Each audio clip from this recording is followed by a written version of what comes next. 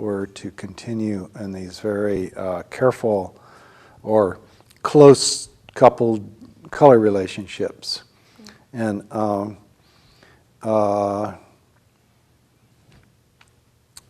in that evolution, I got to the place where I wanted to create fields of color in which there was no particular focal point or point of interest, that it was just all over paintings, I call them at the time, sort of all over. And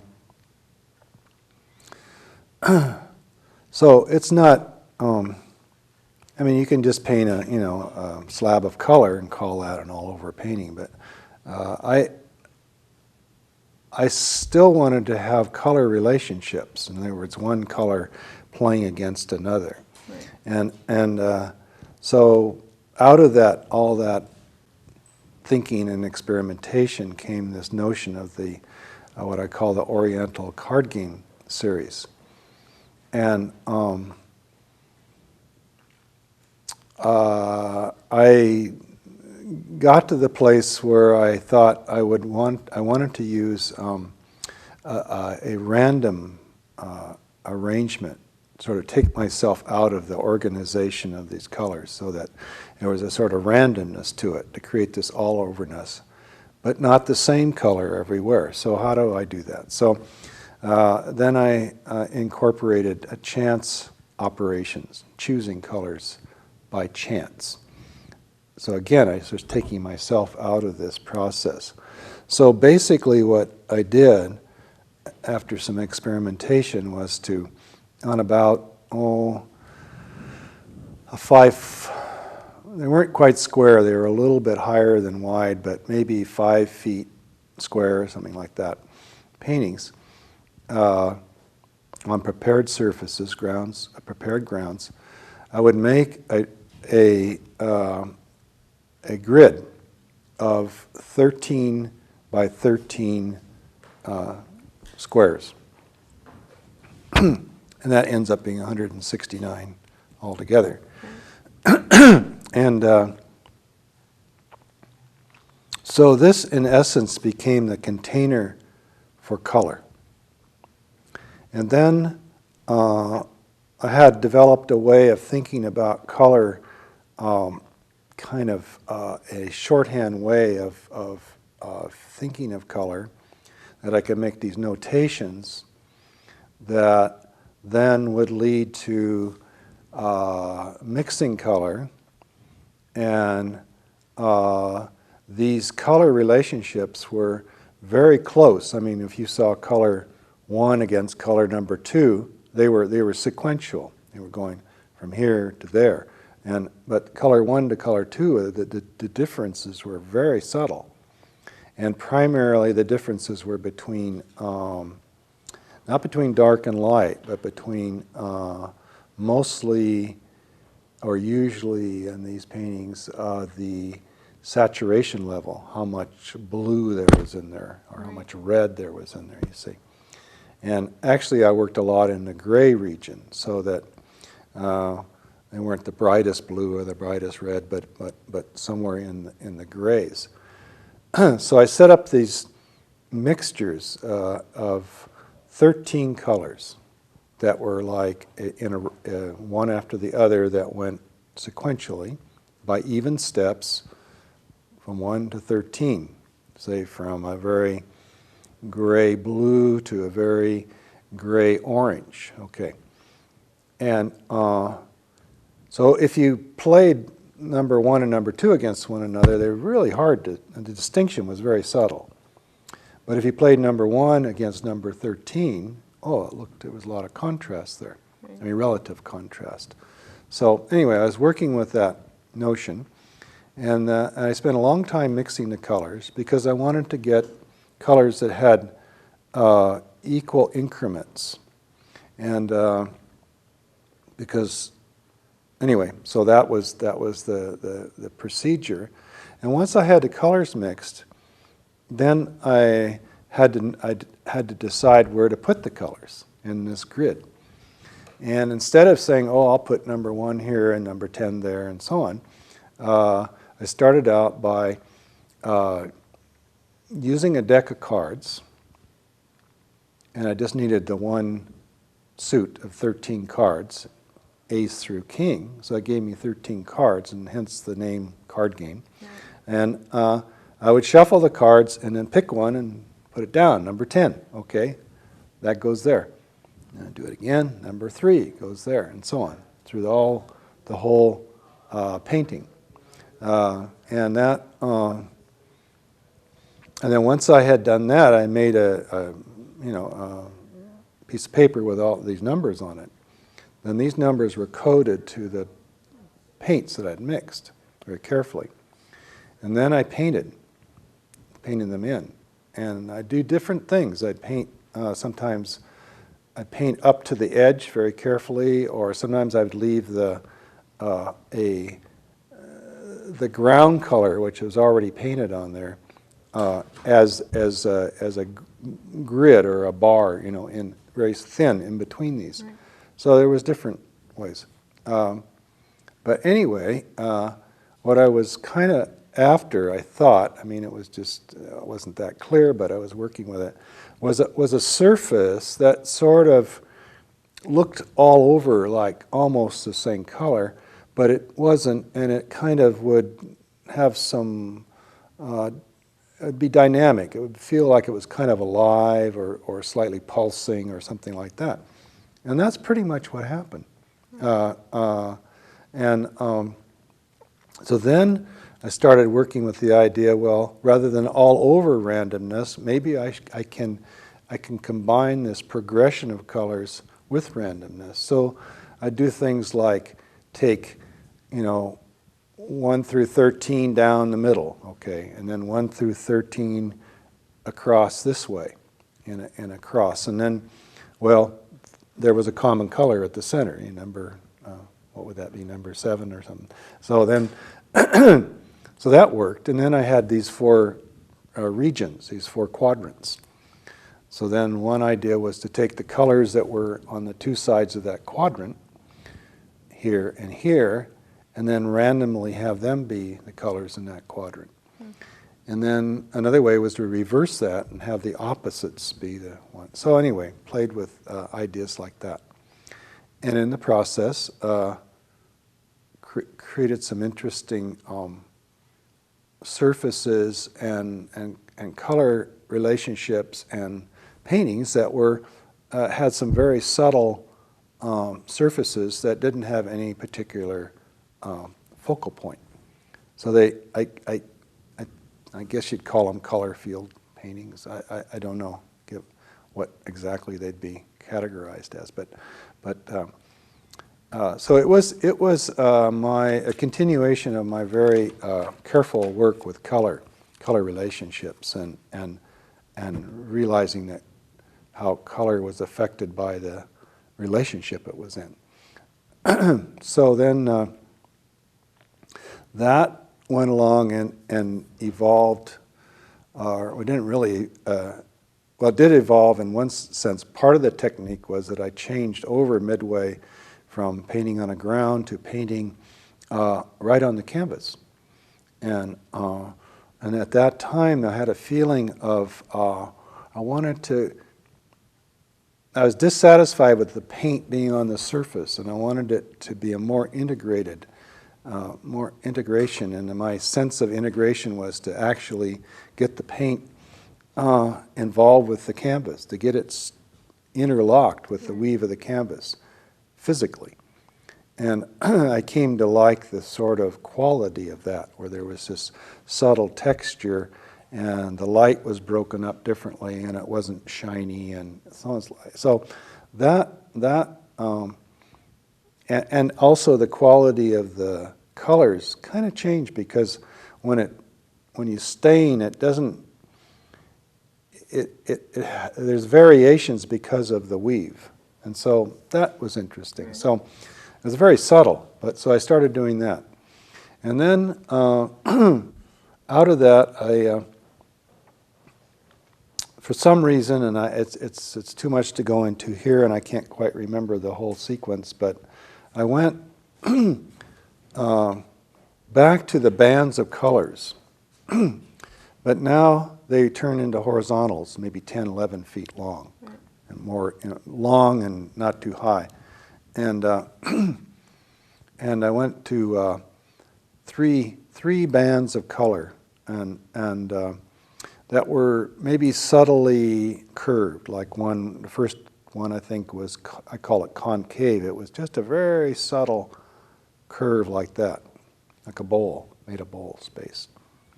And in my mind, that space became really almost as much the subject of the painting as anything. Right, and so that began your horizontal series? Mm-hmm.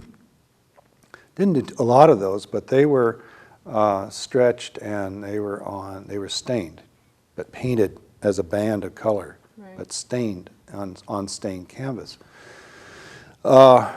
And I even went to the point of literally taking the bands and turning them into constructing a band about maybe 4 inches wide, and constructing it, and then taking the 3 bands and actually kind of bolting them together and making a literal 3-dimensional piece in relief. It was about maybe 11 feet long.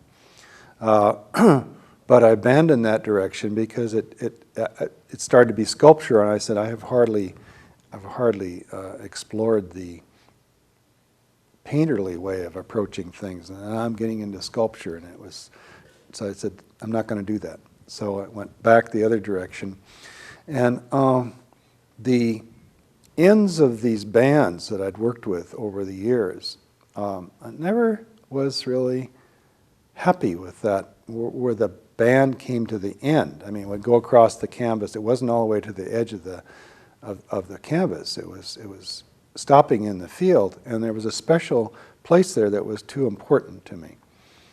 And I didn't know, well, what do I do with it? Do I just make a real clean cut, or do I make it kind of just be a little ragged, or do I blend it into the canvas as if it was just sort of emerging out? And so it just seemed like it was too special. It was getting in the way of what I was basically trying to do. So it seems like a kind of unimportant issue, but at the time it was there, and I wasn't satisfied with it. And then one day I realized, well, the solution is just to link them up, the ends up, and I invented the circle. Right. Right. First time anybody ever did that. So the colors went from having definite beginnings and ends to being indefinite. Yeah. And then I went around, and it became, now I can just go around. Right. And that relates to your earlier series where you were talking about the lotus flower and how it's just constant regeneration. You can look at the circle as a similar form.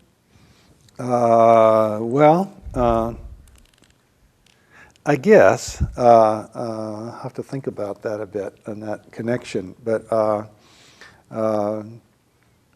there was a sort of aha, yeah. I mean, like the lotus flower opens and I see, and then aha, over and over again. So there was a kind of moment like that,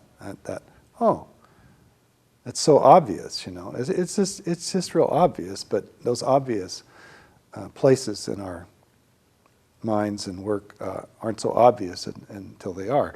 Right. And so that's what happened. And so then I was very intrigued with this now, because I had 3 bands of color that one inside the other, and they were close to one another but separated slightly, and they could relate to one another, you see.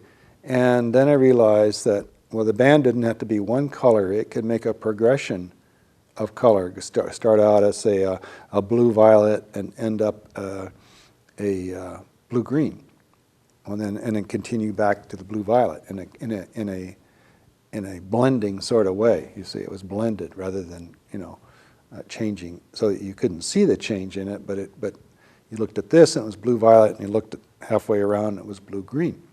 That meant the other one next to it could play in the opposite direction and maybe in a complementary way be going around doing the same thing. And then the third one created a kind of dynamic, because now you had one in between two, and you had two edges, and you could do something with the color. So and then I had to decide what size they were, and I chose the size I chose was as big as I could get and still get out of the studio.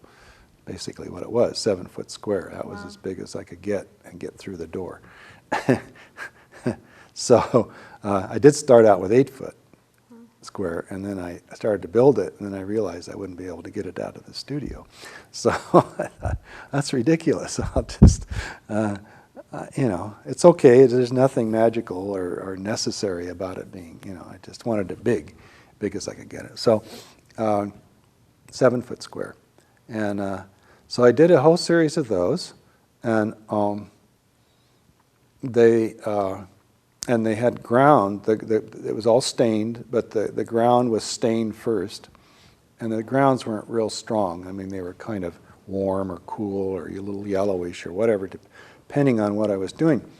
Anyway, and then when I got back to look at them, I realized there was other things going on, like the center space, which maybe is 3 feet across or more, which was just the space in there, started to, usually you got kind of concave towards the viewer. It looked like it was like that a little bit, concave. That was interesting, and then there were things happening between these lines, like in the very early paintings that I talked about. And so it was all kind of interesting, and they were very satisfying, and they were very, can you say, well-defined series, which gallery people love. This is what you did this series, and they all very close together, and they feel like they're all one artist and everything. So when this dealer came down from San Francisco, he really liked them. It was a big-time international gallery. So right away he said he wanted to put on a show, and he had an opening in about 2 or 3 months from that. So off they went to San Francisco, and I had that solo show up there in this gallery. And what year was that? I think that was '69, I believe. And so then there was some moving around and readjustments and life and so on. And about a year or two later, I started on a different route, which was the Falling series. And the Falling series was a complete departure from where I'd been working before. Right. What stimulated that?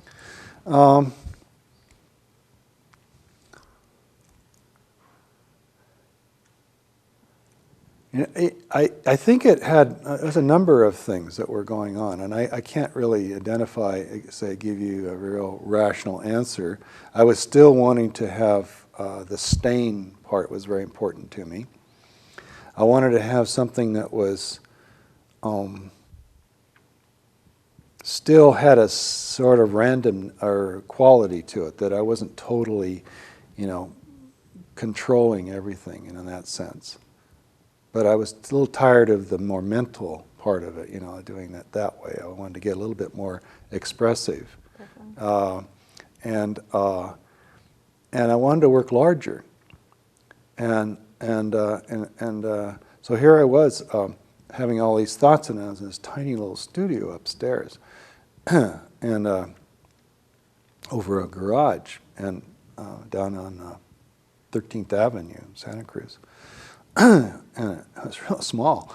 And so how do I do this? And so what I did was to build a couple plywood walls, I guess they'd call them, and drill a bunch of holes in it. And then I'd string wire, like clothesline wire, I guess it was, across there in different ways. And then I could take the canvas and wrap it down across these wires, and fold it back under and bring it out and lots of ways, and also fold it, kind of from the sides if I wanted. So I created these topographies, and almost like waterfalls, so to speak. And then, of course, I had a sense of where I was going with this, but then there was the sort of standing back and letting it happen. The other thing was the mixing of the paint. I had still was working with color, but now it was mixing the paint and trying to think about what was going to happen. If I poured this and I poured that, what would be the resulting color? And also there was the process of the moment of pouring the paint. I had to make decisions of how much to pour, the viscosity of the paint, the color, of course, where to put it, and so on. And it happened very quickly. So it was a very meditative approach. I set everything up and I got very quiet and waited until I felt it was the right time and I had the paint just right and so on. And then I would pour the paint up high, up at the top of this, and I like to say that gravity was the paintbrush, you see, and the gravity took that paint down. So you came back full circle, because in Oriental card game you were doing sort of a randomness as well, and then in horizontals and then the circle series it was more controlled. So you were going back to the... So, and these were also unstretched now, you see. Right. So I was working unstretched, which allowed me to work very large. And in this process, I could work in a small space on pretty large paintings. I mean, some of them were, there's one painting that was about 15 feet high or something like that. So that I did a whole series of those, and you'd get, and the viewer will see, there's big spaces, say, of canvas, and you can see where the pour is, and it's very tight, the color. And then it falls through space, and it hits, and it splatters some, and maybe drips, and so on. And it implies time. So you see time there, too. Right. And you see gravity. And a lot of things like that are part of the painting, you see. A lot of those are basic things, time, gravity. So that led to, lots of experiments about how I folded it, and then actually creating valleys that the paint kind of maybe started out wide and came in like this. And then I got so that I could know how much paint to pour and not have it go off the bottom. In other words, stop on the canvas, Right. you see.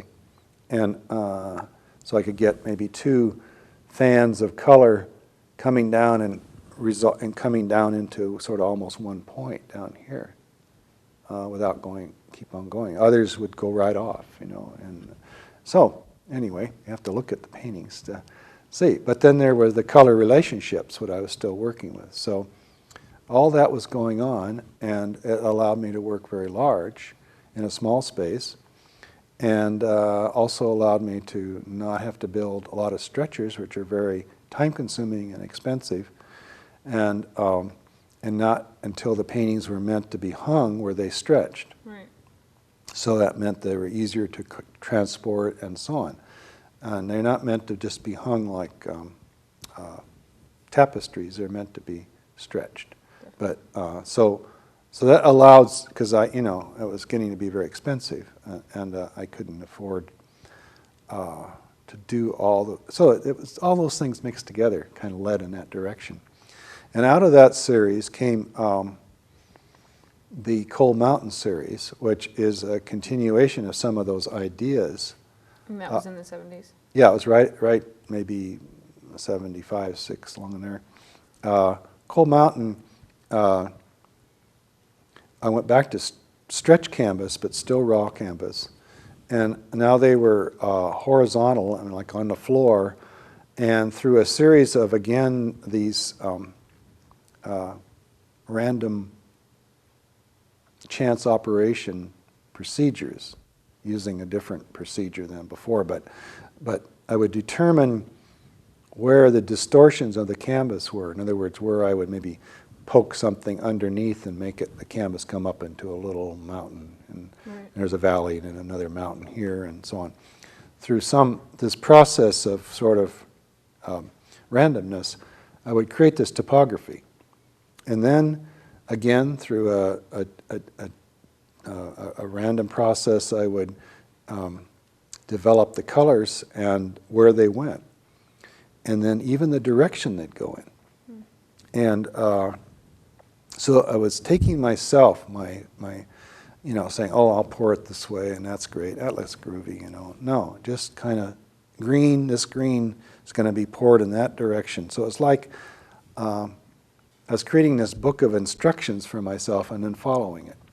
Not everything, but I mean, there was always the quality that you had to pour it, and you had to mix the paint to a certain viscosity and so on, and then decide whether you wanted wet paint going on to dry paint or whether you want wet paint and wet paint, and, so it's still painting, but it was kind of like a very sort of austere approach. And where did the inspiration for that come about? well, this came out of the Falling series, and I wanted to. The Falling series had to do with one direction. Gravity was doing this, and I wanted to go back toward a more spatial approach, so that there wasn't any particular direction. You couldn't tell where gravity was in this, because you'd have a color going that way and one this way and one that way, and when you look at the painting, it's as if it's in space.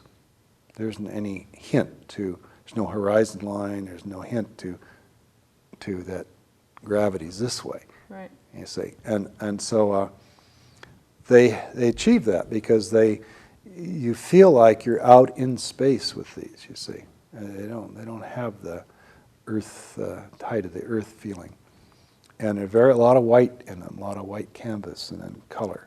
So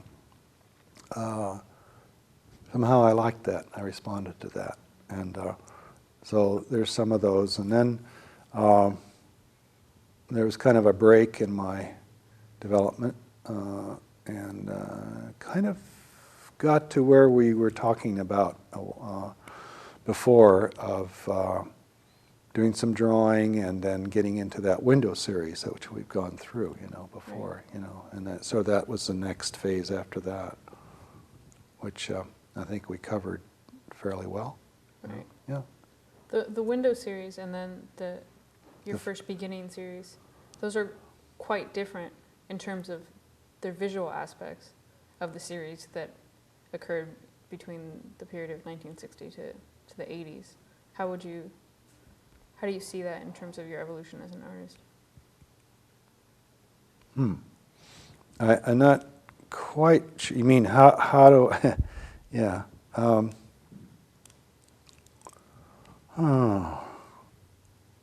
Well, I think early on that I was really intrigued with the colorness of color for itself. And so I was eliminating a lot of elements in painting that were, that are part of painting, part of a painter's